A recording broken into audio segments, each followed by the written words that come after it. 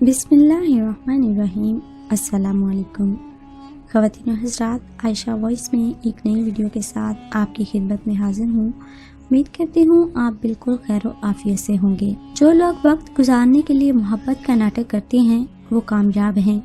وجہ یہ ہے کہ وہ کوئی بات دل پر نہیں لیتے، اور جب ان کو پتہ چلتا ہے دوسرا ان کے کام کا نہیں رہا تو وہ یکدم بدل جاتے ہیں، اور ایسا کرتے دونوں ہی مطمئن ہو جاتے ہیں۔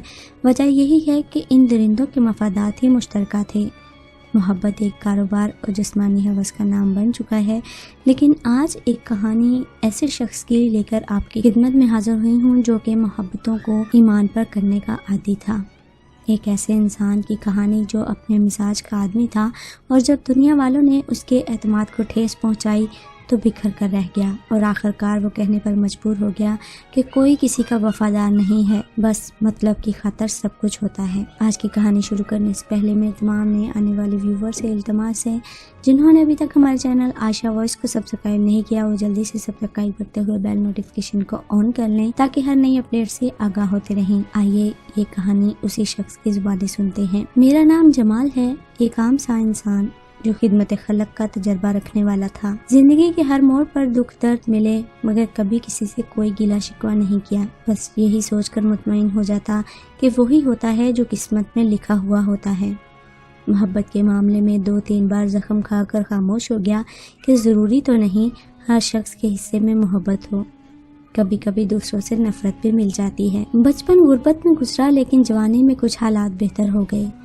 جس کا چاہا وہ نہ مل سکا، اور جس نے مجھے چاہا اس کا ہو کر رہ گیا۔ زندگی میں اب ہر سو بہار ہی بہار ہے۔ شریک حیات خوبصورت تو تھی ہی مگر خوبصورت بھی تھی۔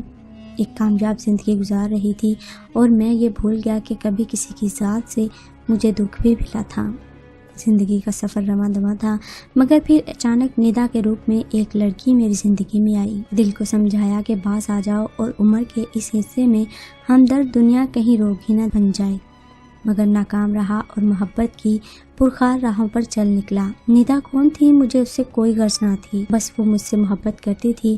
کیوں کرتی ہے اس بارے میں بھی سوچنے کا خیال ہی نہ آیا، اور جب سوچنے کی فرصت ملی تو پانی سر سے گزر چکا تھا۔ ندا اور میرے درمیان ایک گہرا تعلق قائم ہو گیا تھا۔ ہماری منزل کیا تھی اس کا کوئی پتہ نہ تھا۔ ندا انتہائی مکار اور چلاک لڑکی تھی، اور مجھ سے قبل کئی لڑکوں کو کنگال کر چکی تھی۔ اس کے ساتھ کوئی 2 ماہ سے زیادہ چل نہ سکا۔ ندا کی محبت میں گھر والوں کو مکمل فراموش کر چکا تھا، اور گھر والے پوچھ بھی لیں کہ جمال تمہیں کیا ہو گیا ہے تو ان کی بڑی خوبصورتی سے ٹال دیتا۔ ندا دولت کی لالچی تھی، میرے پاس دولت کی کمی نہ تھی۔ میں اس کی ہر فرمائش پوری کرتا اور وہ میری ہر فرمائش پوری کرتی تھی، لیکن ندا کو میں نے اتنا کہا کہ کبھی مجھے دھوکہ نہ دینا، نہ ہی کبھی مجھے اپنی نظروں سے گرانا۔ وہ کیا تھی مجھ سے بہتر اسے کون جانتا ہے۔ اور اس طرح زندگی کے 8 سال گزر گئے۔ میرا اس سے روزانہ رابطہ نہ ہوتا کیونکہ میں کاروباری سلسلے میں اکثر دوسرے شہروں میں چلا جاتا تھا، اور جب واپس آتا تو اس سے بات بھی ہوتی۔ ندا کو میرے شیڈیول کا علم ہوتا تھا، اور وہ میری عدم موجودگی میں دوسرے دوستوں کو ٹائم دیتی تھی۔ مجھے حیرت ہوتی کہ وہ ایک ہی وقت میں کیسے دوسروں کو ٹائم دیتی ہے۔ ندا کا تعلق ایک غریب گھرانے سے تھا، مگر وہ اپنی اداؤں کی بدولت اپنے دوستوں کو جلد ہی اپنی طرف مائل کر لیتی تھی، اور پھر دوسروں کی دولت لوٹ کر فرار ہو جاتی تھی۔ اس نے کبھی کسی کو اپنا اصل نام اور گھر کا پتہ نہیں بتایا تھا۔ جس سے تعلق ختم کرتی وہ سم بند کر لیتی تھی، مگر میں اس کی ہر حقیقت سے آگاہ ہو چکا تھا، اس لیے وہ مجھ سے ڈرتی رہتی تھی۔ میں اس کا فیملی ممبر بن گیا تھا، اور اس کے گھر والوں سے اچھے استوار پیدا کر لیے تھے۔ پھر اچانک مجھے لندن جانا پڑا۔ پھر میں نے ندا کو بتایا میں لندن جا رہا ہوں، اور ہو سکتا ہے واپسی میں 2 ماہ لگ جائیں۔ لندن جا کر میں نے اس سے رابطہ کرنے کی کوشش کی، مگر اس کا نمبر ہی آف تھا۔ اس کشمکش میں 2 ماہ گزر گئے۔ واپسی پر بھی رابطہ کرنے کی کوشش کی مگر ناکام رہا۔ ایک دن میرے دوست کی کال آئی کہ میرے بھائی کی شادی کل ہو رہی ہے، آپ کو پہلے ہی اطلاع دیتے مگر آپ کے گھر سے پتہ چلا کہ آپ لندن ہو۔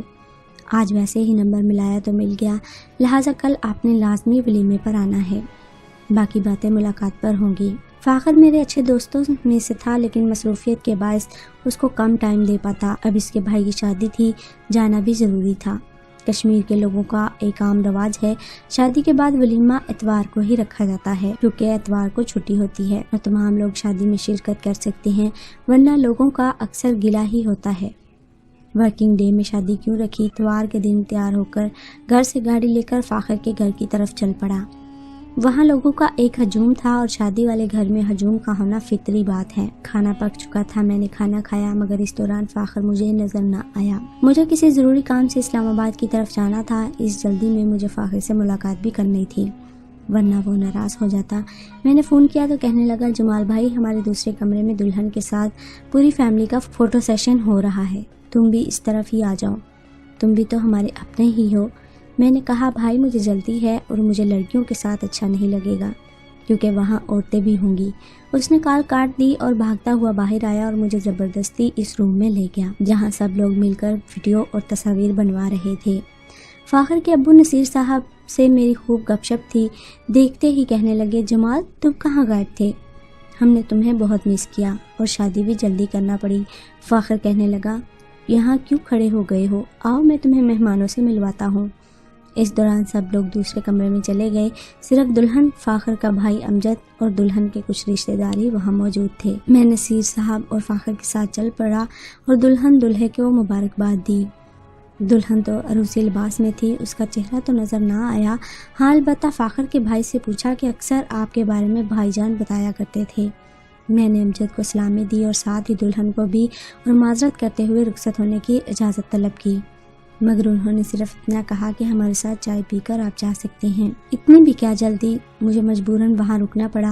और अमजद कहने लगा, बाकी घर वालों को तो आप जानते ही हैं, मगर मेरी दुल्हन अजनबी है क्योंकि ये हमारी फैमिली की नहीं। बस दिल आ गया और मोहब्बत हो गई जो 8 साल तक जारी रही और अब हम दोनों एक हो गए हैं। हाँ जमाल, मैं ये भूल गया, उसका नाम निदा है। निदा के नाम से जैसे मेरे पूरे जिस्म में करंट लग गया और बड़ी मुश्किल से खुद पर काबू पाया और चाय गिरने से बचा ली। अब वहाँ से खिसक जाना ही मुनासिब था, वरना ज़ब्त के सारे बंधन टूट जाते और वहाँ का माहौल भी ख़राब हो जाता। हाँ अमजद, तुम खुशकिस्मत हो, जिसका चाहा उसको पा लिया, वरना यहाँ तो लोग दोस्ती किसी और से करते हैं, मोहब्बत किसी और से और शादी किसी और से, और दावे हर किसी से करते हैं। मैंने सबको सलाम किया और निदा को सिर्फ इतना ही कहा, मिसिस अमजद सदा खुश रहो, हमारी दुआएं आपके साथ हैं। गाड़ी ली और फ़ौरन वापस आ गया और वापसी पर सोचता आया कि निदा क्या चीज़ थी। क्या एक ही वक्त में हम दोनों के साथ और अमजद को किसी बात की खबर ना हुई। अब मेरा शहर में रहना मुश्किल था। एक दिन निदा की कॉल आई और कहने लगी कि बहुत कोशिश की, मगर मैंने सिर्फ इतना ही पूछा कि तुमने ड्रामा क्यों रचाया, किसने तुम्हें हक दिया था मेरी ज़िंदगी में आने का, और जाओ निदा, तुमने मेरा एतमाद तोड़ा है और हमेशा झूठी बोलती रही हो। मुझे तुमसे नफरत है, तुम कोई खुदगर्ज लड़की हो। सिर्फ तुमने कहा था कि मोहब्बत तुमसे करती हूँ और मेरी ज़िंदगी में कोई दूसरा नहीं है। शादी घर वालों की मर्ज़ी से करूँगी, मगर तुम पर क्या भरोसा किया जा सकता है। तुम्हारा शहर छोड़ रहा हूँ, खुश रहना, और कभी फुर्सत मिले तो तुम सोचना कि तुम किसके साथ मुखलिस थी और किसके साथ धोखा कर रही हो। तुम्हें क्या मिलेगा किसी का एतमाद तोड़कर। निदा, तुम कभी भी किसी के साथ मुखलिस नहीं रही हो, लेकिन अब भी वक्त है, अपने आप को बदल लो, वरना बिखर जाओगी और कोई समेटने वाला नहीं होगा।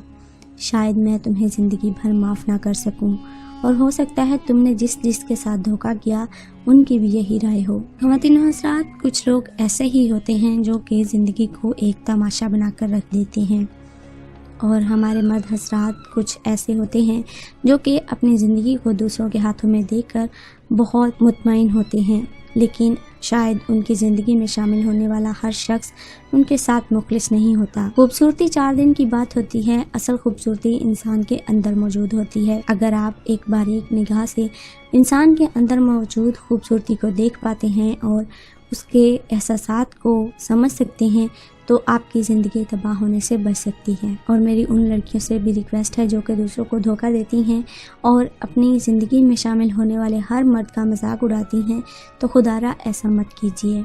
हो सकता है कि कोई आपके साथ बहुत दिल से, बहुत लगाव के साथ मोहब्बत कर रहा हो, और उसका टूटना आप पर कहर भी बन सकता है और आपकी ज़िंदगी को बर्बाद कर सकता है। उम्मीद करती हूँ हमारी आज की इस कहानी से आप रहनुमाई हासिल करेंगे और वीडियो आपको पसंद आई होगी।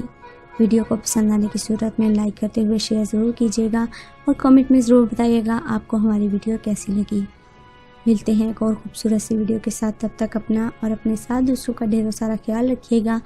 ہمیں اپنی دعاؤں میں یاد رکھیے گا۔ اللہ حافظ۔